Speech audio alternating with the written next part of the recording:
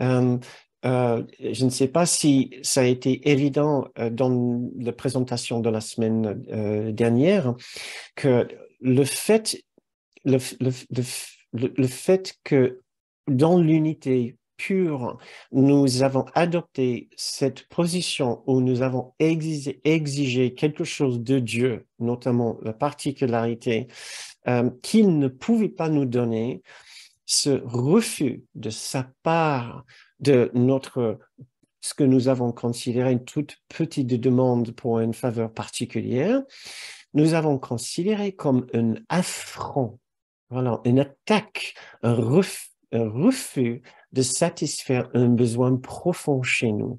Nous l'avons même accusé de nous plonger dans la pénurie et le faire même exprès du fait que nous avons estimé qu'il était capable de satisfaire notre besoin de particularité.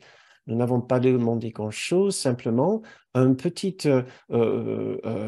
hochement de la tête, une petite reconnaissance quelconque que nous avons, que notre particularité était réelle et était importante. Mais non, il n'a pas pu faire ce moindre geste de reconnaissance simplement parce qu'il n'a jamais pu l'écouter, il n'a pas pu l'entendre. Il n'entend que l'unité pure, Dieu.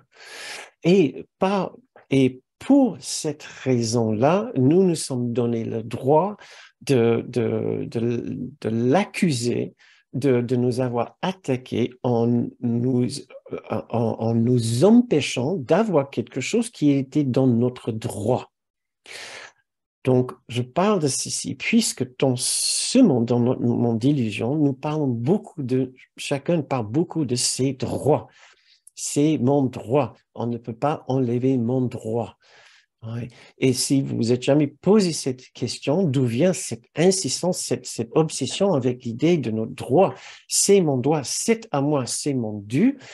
Il me le faut, vous me le devez, c'est injuste, ça vient de ceci, cet aspect-là, cette dimension de notre esprit séparé qui est plongé dans un sentiment de manque. Donc, si vous avez des difficultés avec les sentiments de droit, si vous avez des adolescents dans votre entourage et vous avez l'impression que eux, ils ont tous les droits, ou ils se donnent tous les droits, ou ils ont l'impression d'avoir tous les droits, voilà, ça vient de cela.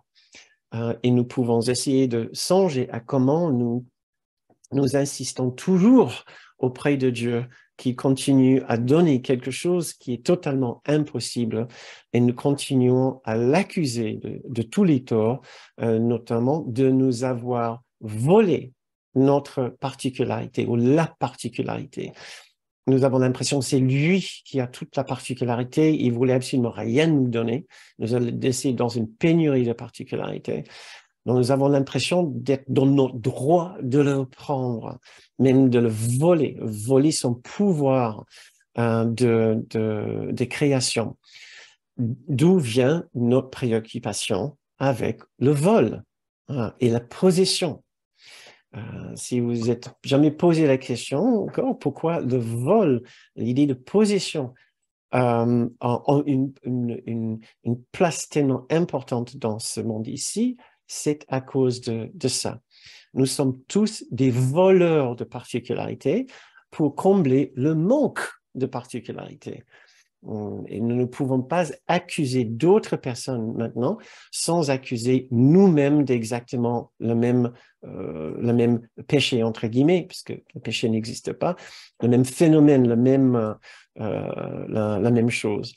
Donc, ça ne sert à rien de blâmer les hauts dirigeants et les responsables de l'économie pour les vols commis au nom de les sociétés, au nom des pouvoirs publics.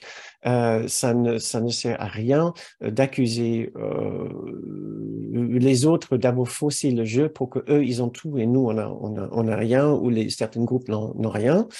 Cette condition de sentiment de manque et d'avoir tous les droits de prendre est dans l'ADN du psyché humain, plutôt dans l'ADN du psyché de l'esprit séparé.